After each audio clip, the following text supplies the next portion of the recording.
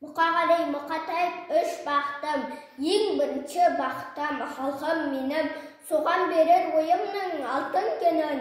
Ол бар болса, мен бармын, қор болмаймын, қымбатырақ алтыннан нарқым менің. Ал екінші бақтым, тілім менің, тас жүректей тілім дедім, кейде дүниеден түңілсем де, қасиетті тіліммен түңілмедім. Бақтым бар үшінші, отан деген, Құдай деген кім десе, отан дерем. Оты сөнгенде жалғанда жан барсың ба, ойланбай-ақ кел дағы отал менен. Түтін төтет өз өрбі көгере бер, немерелер көбейсін шөберелер, жадыңда ұста, жақсылық күтпегейсің, от емес, оқ сұрасаң менен егер. Үш бірдей бақтым бар алақанда, мені мұндай бақытта жаратар ма? Үш күн нұрын төгеді аспаннан Атырау, Алтай, Арқа, Алатауға.